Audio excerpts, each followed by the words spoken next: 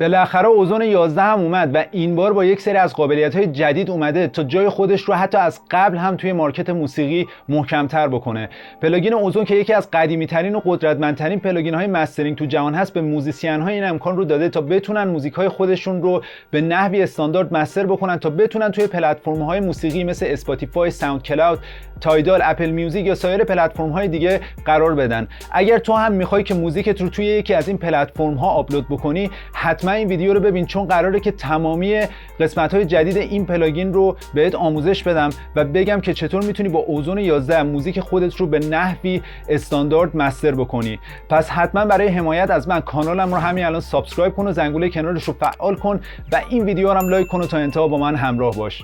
برای شروع مسترینگ بهتره که از میکس داون نهایی موزیکتون یه خروجی استریو گرفته باشین و دقت کنین که همیشه قبل از مسترینگ یه مقدار هدروم بذارین برای اینکه بتونیم موزیک خودمون رو حالا بعد از اون میکس نهایی یه مقدار صداش رو بالاتر ببریم توی مسترینگ. من همین کارو کردم و اون حالا میکس داون نهایی خودم رو خروجی گرفتم و توی نرم افزار خودم ایبلتون لایو یکی از پروژه ها رو به صورت استریو همینطور که می‌بینین قرار دادم. اوزون 11 همونطور که گفتم یه سری قابلیت‌های جدید و ویژه بهش اضافه شده که اون رو نسبت به حالا به اوزون‌های ورژن قبلی تا حد زیادی برتر میکنه و من حالا به ترتیب اولویت میام اینها رو بهتون میگم. یکی از ویژگی‌های خیلی جدید و خاصی که به این ورژن اضافه شده این قابلیت استم هستش که شما همینطور که میبینید این بالا میتونید به صورت استم حالا موزیک خودتون رو میکس بکنین و اینجا حالا قابلیت استم اگر نمیدونید چی هستش، شما میتونین وکال، درام و بیستون رو به صورت کاملا مجزا روش بیاین عملیات میکس رو انجام بدین که این یکی از ویژگی‌های خیلی خاصی است که تو پلاگین‌های آیزوتوپ به خصوص RX اگه شما هم قبلا کار کرده باشین توی مستر ریبالنسش این قابلیت رو داره که میتونه حالا مثلا وکال و درام و بیس رو جدا بکنه و همین رو اومدن یه جورایی توی اوزون 11 هم پیاده سازی کردن که یه جورایی به صورت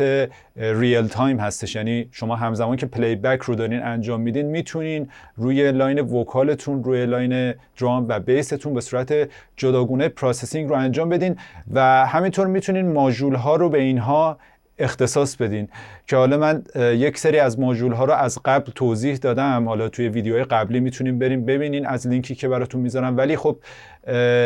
یه سری ماژول ها مثل کلریتی اضافه شده که حالا توی این ورژن یه جورایی چیز جدیدی هستش و اینها رو حالا شما میتونین به صورت اختصاصی همونطور که گفتم بیاین و توی حالا اوزون خودتون استفاده بکنین. خب به عنوان مثال الان ما میخوایم حالا روی وکال این موزیکی که انداختیم به صورت انحصاری ما فقط روی وکالمون عملیات اکولایزینگ رو انجام بدیم. اولش که میایم حالا این اکولایزر رو، ماژول اکولایزر رو از این قسمت انتخاب میکنیم که من قبلش این رو انداختم اینجا و تنها کاری که کافیه بکنین اینه که استم وکال رو انتخاب بکنین و حالا وقتی که موزیک رو پلی بکنین دقیقاً متوجه میشین که چجوری فقط به تنهای پروسسینگ روی وکال انجام میشه.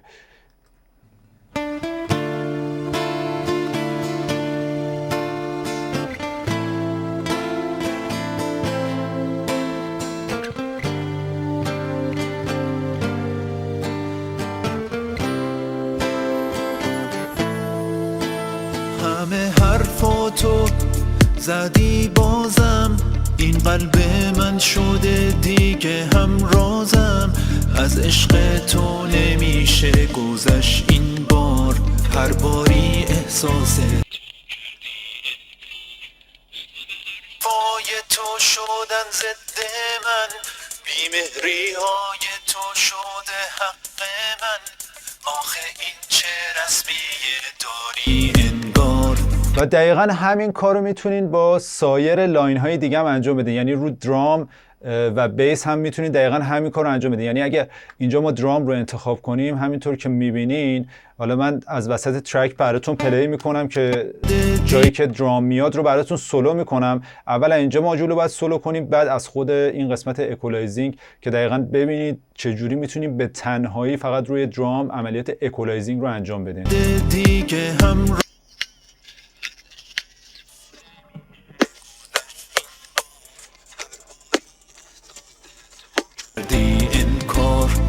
همه حرفای تو شدن ضد من، بیمهری های تو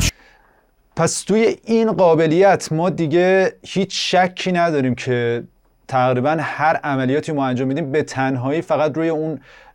بخش از موزیک ما انجام میشه. و جالبیش اینه که روی تمامی ماژول هایی که اینجا هست، حالا چه داینامیک هاتون، چه به قول معروف قسمت مکسیمایزر یا هر قسمت دیگه، شما میتونید فقط روی این سه تا قسمت مختلف یعنی وکال، درام و بیس اون پروسسینگ رو انجام بدین که یکی از بهترین قابلیت‌هایی هست که به اوزون 11 اضافه شده. و همونطور که گفتم توی مستر ریبالانس که حالا توی ورژن‌های قبلی هم بودش، که حالا اینم خب بالاخره همین بالا براتون اضافه شده، فقط باید این رو روی قسمت فول میکس قرار بدیم و از اینجا مستر ریبالانس براتون انتخاب میشه که شما دیگه نیازی هم ندارین که حالا بگین حالا مثلا برگردیم به اون میکس اصلیتون، مثلا بگین آقا میکس اصلی رو برای من ارسال بکن تا بتونم مثلا کار زیاد کردن وکال رو توی میکس اصلی مثلا انجام بدم، بعد بیام توی مسترینگ. شما همینجا هم میتونین همین کار رو به تنهایی انجام بدین. دیگه هم رازم از عشق تو نمیشه گذشت این بار، هر باری احساس تو کردی انکار، همه حرفای تو شدن ضد من، بیمهری های تو شده. خب همونطور که گفتم یه ماژول به اوزون 11 اضافه شده و اون هم ماژول کلریتی هستش که کلریتی کاری که انجام میده این هستش که توی این بازه فرکانسی که شما براش از قبل مشخص میکنین و این محدودیتی که اینجا تعیین میکنین میاد 256 باند مختلف رو ایجاد میکنه و با استفاده از حالا این تکنولوژی تیلت که یه جورایی این پایین تعبیه شده، اون کاراکتر و شخصیت صدای وایت نویز یا پینک نویز یا براون نویز رو به حالا اون میکس شما میده که شما میتونی از اینجا به صورت حالا انحصاری مثلا روی وکال بذارین و همونطور که گفتم شما میتونین اون کاراکتر و شخصیت وایت نویز رو یه جورایی به وکال خودتون اضافه بکنین. فقط کافیه که این رو به سمت راست ببرین و اگه تو مرکز قرار بدین دقیقاً کاراکتر وکالتون یه جورایی با پینک نویز ترکیب میشه و از این سمت هم که سمت چپ هم میشه براون نویز و شما میتونین مقدارش هم از اینجا کم و زیاد کنین. حالا من در حین این که دارم میکس رو انجام میدم دقیقاً این کار رو انجام میدم و پارامترهای اتک و ریلیس هم که یه جورایی سرعت تاثیرگذاری ماژول کلریتی رو روی حالا اون بازه فرکانسی که مشخص کردیم برای ما تعیین میکنه. دیگه هم رازم از عشق تو نمیشه گذشت این بار، هر باری احساس تو کردی انکار، همه حرفای تو شدن ضد من، بیمهری های تو شده حق من، آخه این چه رسمیه داری انگار، همه اخمای تو شد سهمم هر بار، خودت دیدی پر دردم ولی تو بکردم منو ببخش اگه جایی رو. همینجور که شنیدین من فقط اومدم و ماژول کلریتی رو روی وکال خودم انداختم و یه جورایی اون کاراکتر پینک نویز و وایت نویز رو روی صدای خودم انداختم. توی اوزون‌های ورژن قبلی، حالا قبل از این که اصلا ماژول کلریتی بخواد معرفی بشه، یک سری از پردازنده های طیفی دیگه بودن که دقیقاً عین کلریتی همینطور که میبینید شما میتونید بازه فرکانسی خاصی رو انتخاب بکنید و روی اون عملیات پردازش سیگنال رو انجام بدین و دقیقاً کاری هم که ماژول اسپکترال شیپر انجام میده عین کلریتی هستش و میتونه توی یک بازه فرکانسی خاصی به تونالیته موزیکتون شکل دهی بکنه و رنگ خاصی بهش بده. و چیزی که قابل توجه هست اینه که بازه فرکانسی توی حالا اسپکترال شیپر تقریبا حالا گسترده تر هستش، ولی بحثی که وجود داره تعداد باندها توی اسپکترال شیپر به مراتب کمتر هستش و شما میتونین از بین سه حالت لایت، مدیوم و هیوی میزان تاثیرگذاری این ماژول رو توی حالا اون طیف فرکانسی کم یا زیاد بکنین. به عنوان مثال اگر حالا استمتون اینجا رو وکال گذاشته باشین و بخواین مثلا صداهای ز و صداهای تیز توی وکالتون رو کم بکنین، میتونین با استفاده از اسپکترال شیپر بیاین و بازه فرکانسی خاصی که حالا وکالتون بیشتر تو اون بازه هست و صداهای س و ز، صداهای تیز تو اون بازه هست رو انتخاب بکنین و رو حالت سولو اینو میتونین قرار بدین اصلا که بتونین بشنوین دقیقاً چه اتفاقی داره میفته و با میزان حالا اماونتش هم میتونین از اینجا کم یا زیاد بکنین که چقدر تاثیر بذاره اسپکترال شیپر. و همونطور که گفتم حالتهای سنگین، سبک و معمولی رو میتونین با استفاده از این ماژول انتخاب بکنین و سایر پارامترهای دیگه مثل اتک و ریلیز که میتونه سرعت تاثیرگذاری این ماژول رو بر روی اون طیف فرکانسی شما تعیین بکنه.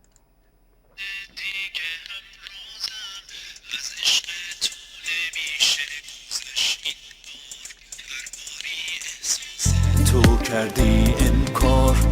همه حرفای تو شدن ضد من، بیمهری های تو شده حق من، آخه این چه رسمیه داری انگار، همه اخمای تو شد سهمم. خب قابلیت دیگه ای که توی اوزون 10 هم وجود داشت این قابلیت دلتا هستش که تقریبا توی تمامی ماژول ها اگر این رو حالت دلتا بذاریم میتونین فقط اون ماژول و تاثیرگذاری که روی فرکانستون میذاره با استفاده از حالت دلتا گوش بدین. یعنی اگر دلتا مود رو فعال بکنین فقط و فقط اون قسمت هایی که پروسس شده و توی اون ماژول خاص هست رو میتونین منحصرا بشنوین که این هم یه قابلیت خیلی خفنیه که توی اوزون از اوزون 10 البته اضافه شد. از عشق تو نمیشه.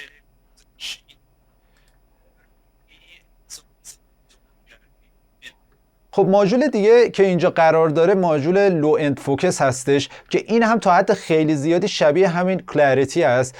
با این تفاوت که فقط روی قسمت های فرکانس لو اند یا فرکانس های بیستون تاثیرگذاری داره و شما فقط طیف فرکانسی که میتونین انتخاب کنین کمتر از 300 هرتز هست و بیشتر از اون رو دیگه با استفاده از این نمیتونین انتخاب کنین. برای همین برای قسمت های بیس، برای اینکه بتونین حالا اون پانچ مورد نظر یا کوبندگی بیستون رو بیشتر بکنین یا کوبندگی کیکتون رو بیشتر بکنین، میتونین این رو حالت پانچی یا اسموف که حالا یه حالت نرمتری هستش و اون کوبندگی رو کمتر میکنه بذارین و بعد از اینجا هم میتونین حالا میزان کانترستش یا میزان اون رنگدهی که به اون فرکانس لو اندتون میده زیاد بکنین و از اینجا هم که گینه که میتونین مثلا حالا فرکانس های لو اندتون رو به صورت انحصاری تارگت بکنید و فقط روی اونها کار بکنید که حالا اگر از این بالا هم بهتون یاد دادم استمتون رو حالت بیس بذارین فقط روی بیستون فوکس میکنه و دیگه کیک درامتون و اینها یه جورایی پردازش نمیشه. ولی خب اگر رو حالت فول میکس بذارین خب تمامی فرکانس های لوتون که حالا شامل بیس، کیک، لو تام ها یا هر فرکانس دیگه میشه تحت تاثیر قرار خواهد گرفت. دیگه هم رازم از عشق تو نمیشه گذشت این بار، هر باری احساس تو کردی انکار.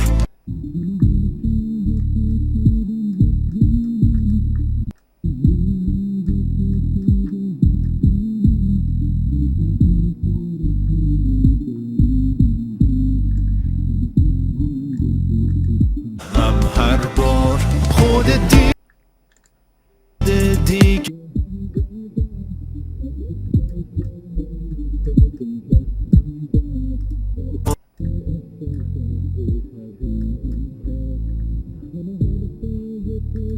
دن ضد من بیم تو شده. قابلیت دیگه که به اوزون 11 اضافه شده توی تمامی ماژول‌های دیگه این هم یه جورایی تعبیه شده و اون قابلیت ترانزینت و ساستین هست که شما میتونین توی حالا مثلا هر ماژولی توی این قسمت بزنین و همینطور که میدونین از قبل شما یه سری کانال ها رو توی اوزون داشتین که حالا کانال استریو بود و همچنین کانال های مید و ساید و کانال های لفت و رایت که میشد کانال های چپ و راست روی اسپیکر مانیتورینگ های شما و شما میتونستید به صورت مستقل حالا مثلا عملیات اکولایزینگ رو به عنوان مثال روی کانال های چپ راست یا مید و ساید انجام بدین و حالا همین کار شما میتونین روی کانال های ترانزینت و ساستین به صورت مستقل انجام بدین و اگر این رو فعال کنین دقیقاً میبینید این بالا ترانزینت ها و ساستین ها برای شما جداگونه توی اوزون 11 تعبیه شده. ترانزینت به معنی صداهای ناپایدار میکس هستش که حالا مثلا اگه شما اینجا بخواید ترانزینت رو توی کل این میکس به صورت مستقل اکولایزینگ روش انجام بدین، این رو روی حالت سولو من میذارم گوش بدید ببینید چه جوری صداهای ناپایدار تحت تاثیر قرار میگیره.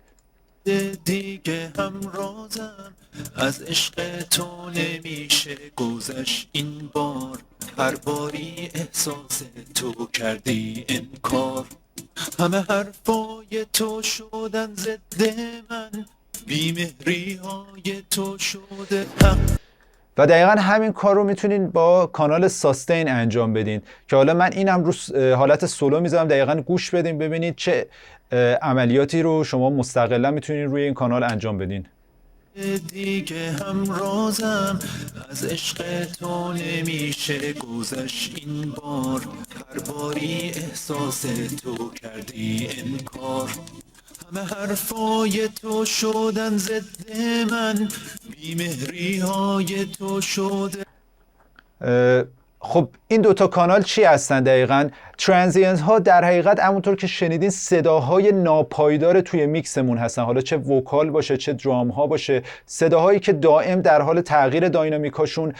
شما میتونید با استفاده از قسمت ترانزینت بیاین و جداگونه روی اینها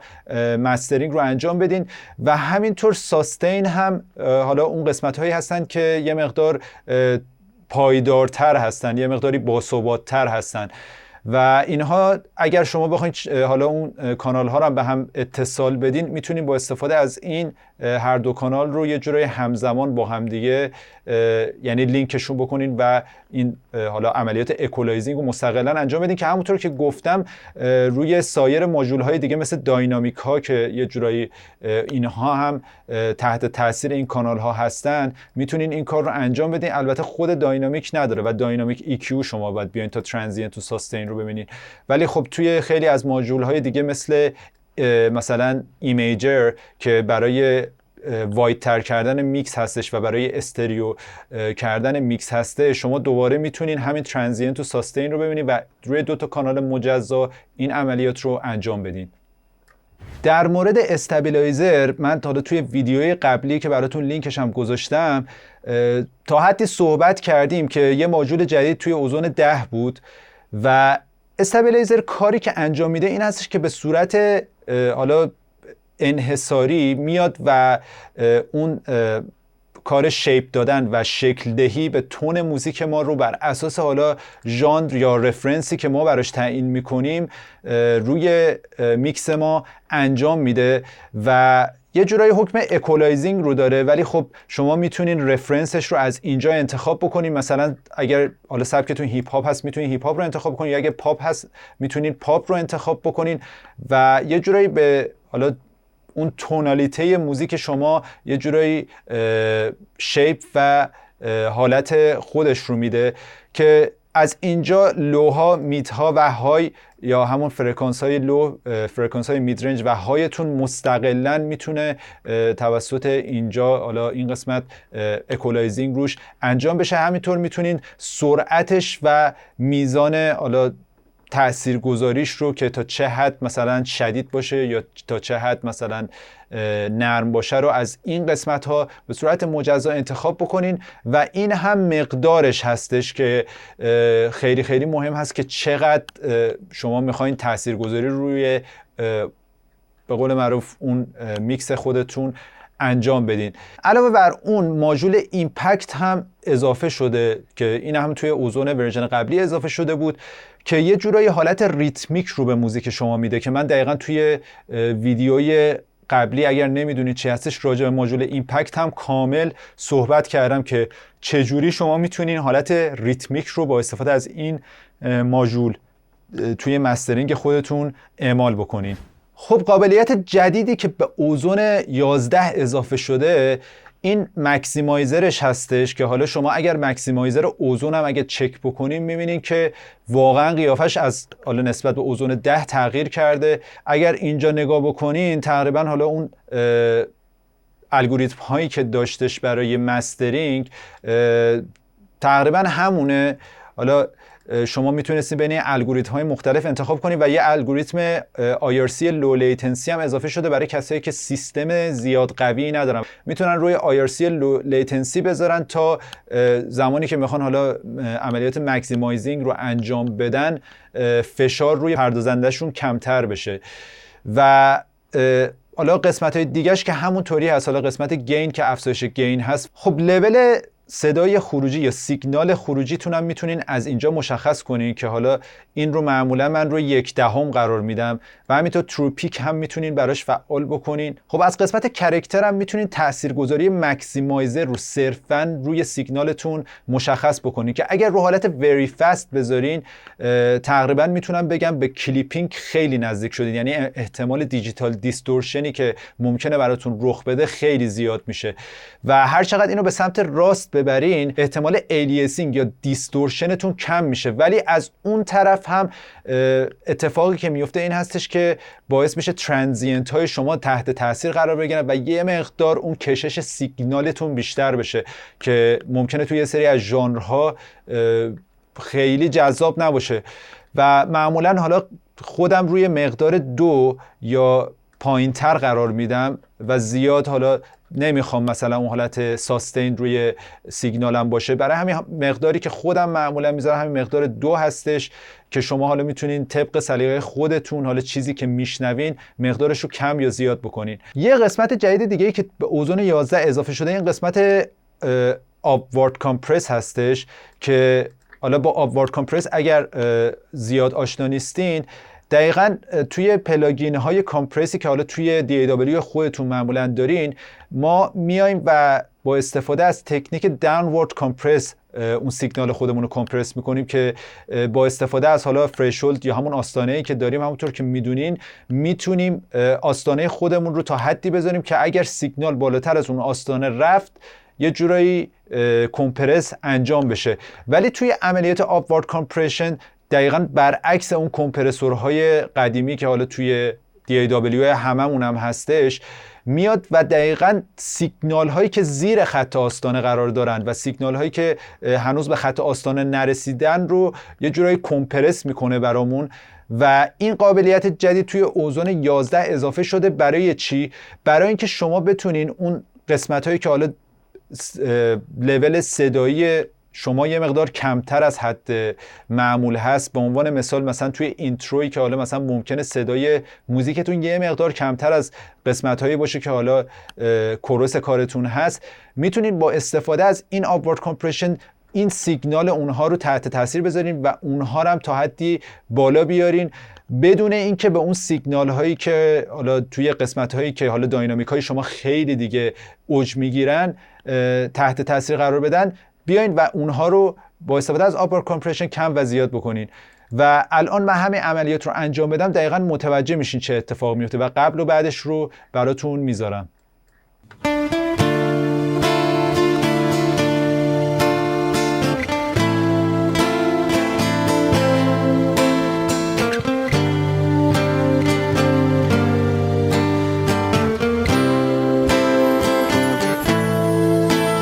همه حرفاتو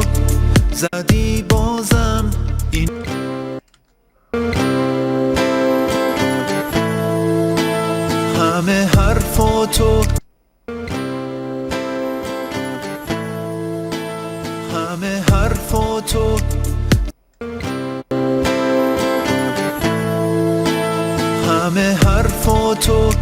خب همونطور که شنیدین دقیقاً اینترو موزیک ما که لول صدایی یه مقدار پایین بود کامل تحت تاثیر قرار گرفت و تا حد خیلی زیادی کمپرس شد و در عین حال هم گین مورد نظر بهش داده شد. ولی زمانی که وارد قسمت ورس میشه و حالا اون درام ها، بیس و سایر المان های دیگه به میکسمون اضافه میشه کاملا یه جورایی دست نخورده باقی موندن و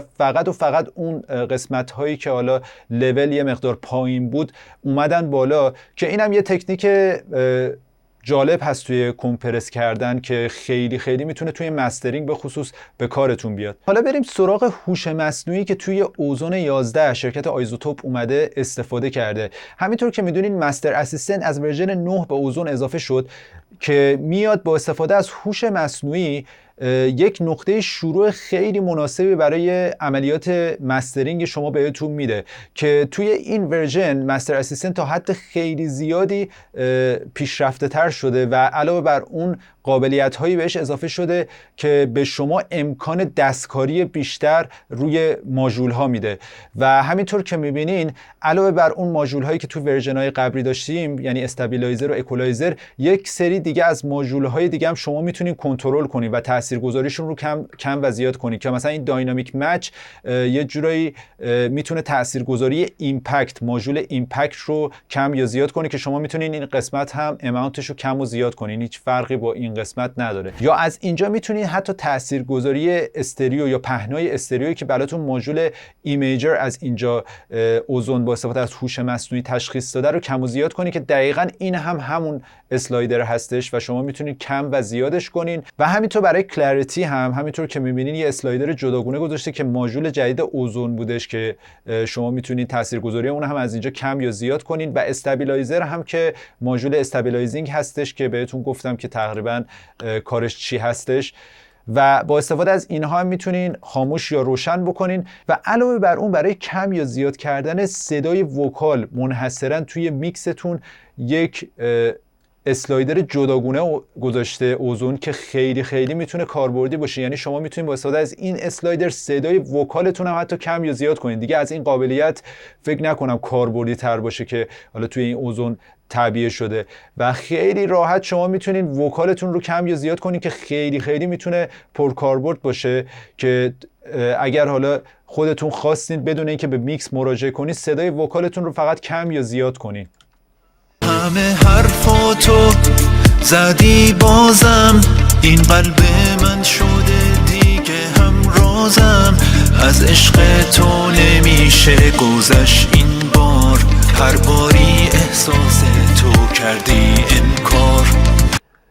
و علاوه بر اون هم اینجا اکولایزر شما یعنی به صورت مستقلا شما میتونید تاثیرگذاریش رو کم و زیاد کنین که این هم دقیقاً همین اکولایزری هست که اینجا هست که این اماونتش رو همینطور که میبینین تاثیرگذاری اکولایزینگ توی اون مستر چین یا زنجیره مستر شما هست که از اینجا هم میتونین کم یا زیادش کنین طبق سلیقه خودتون. و علاوه بر اون هم مکسیمایزر که دقیقاً اون هم میتونین تاثیرگذاریش رو کم و زیاد کنین یا همین به خود ماژول که معمولاً آخرین قسمت زنجیره مستر ما هستش میتونین از اینجا گینش رو کم یا زیاد کنین طبق سلیقه خودتون. و از اینجا هم میتونین حالتهای مختلف یعنی فول اسکیل و استریمینگ رو انتخاب کنین یا حالت فول اسکیل که حالا بستگی به خودتون داره. و یه تغییر دیگه‌ای که اوزون کرده این هستش که حالا شما از ژانرهای مختلف میتونین به قول معروف انتخاب بکنین که مثلا توی اگر ژانر پاپ دارین کار میکنین صرفا میتونین ژانر پاپ رو انتخاب بکنین و لول صداییتون هم حتی توی اون ژانر تغییر میکنه. یعنی اوزون حتی اومده لول LUFS هم همینطور که میبینین براتون توی اون ژانر استانداردش رو گذاشته. مثلا توی پاپ به عنوان مثال منهای 8.5 یه LUFS استاندارد هستش که اگه LUFS هم نمیدونید چی هستش من یه ویدیو راجع به LUFS اتفاقا ساختم که همینجا لینکش رو میذارم میتونین برین ببینین. و اوزون خیلی ماهرانه این کار انجام داده. یعنی شما حتی اگه هیپ هاپ هم انتخاب کنی همینطور که میبینین توی LUFSش تاثیر میذاره. یعنی منهای 9.5 برای حالا استاندارد هیپ هاپ هستش برای LUFS. و علاوه بر این ژانرها اگر شما خواستین یه رفرنس ترکی هم اضافه بکنین، مثلا خواستین موزیک خودتون رو اضافه بکنین، میتونین مثلا از اینجا این به علاوه رو بزنین و حالا اون موزیکی رو که میخواین انتخاب بکنین و اینجا اضافه بکنین توی این لیست و دقیقاً طبق همون رفرنس اوزون میاد برای شما این خط آبی رو که حالا اینجا برای اکولایزینگ هست رو دقیقاً میکشه و سعی میکنه که اون EQ مچتون رو با همون رفرنس یه جورایی تارگتش رو یکسان بکنه و این خیلی قابلیت خفنی هستش که اوزون اضافه کرده. حالا از ورژن 10 هم بود ولی خب توی این ورژن این رفرنس ها یه مقدار پیشرفته تر شدن و یه مقدار بهینه تر شدن که شما میتونین از این هم استفاده بکنین. همچنین قابلیت گین مچ هم اینجا براتون وجود داره که حالا همه حرفاتو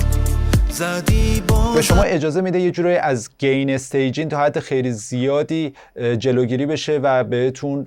یه جورایی بدون در نظر گرفتن گین استیجینگ نشون بده که تاثیرگذاری ماژول ها به صورت انحصاری روی موزیک شما به چه صورت هستش. قابلیت رفرنسینگ که توی این قسمت تعبیه شده به شما اجازه میده که ترک خودتون رو بیاین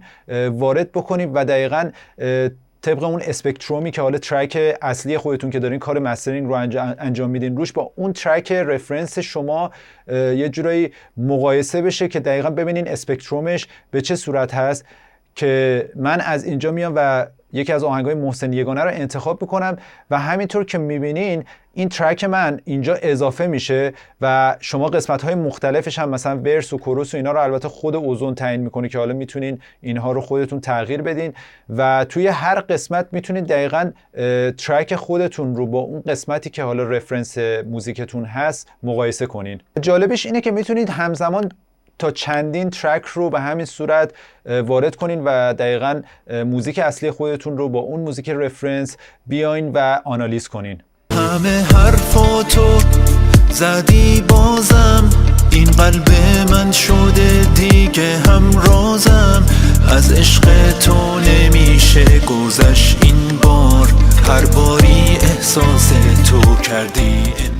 به پایان این ویدیو رسیدیم. ممنون که تا آخر با من همراه بودی. همینطور برای اینکه از من حمایت بکنی حتما سابسکرایب کن کانالمو و زنگوله کنارش هم فعال کن تا ویدیو جدید من هم بتونی ببینی و منم بتونم انگیزه کافی پیدا کنم تا ویدیوهای خوبتر از این برات بسازم. همینطور هم 2 تا ویدیو برات اینجا میذارم که ممکنه به همون موضوعی که الان داشتیم نگاه میکردیم مرتبط باشه، پس حتما این ویدیوها رو هم برو یه نگاهی بنداز.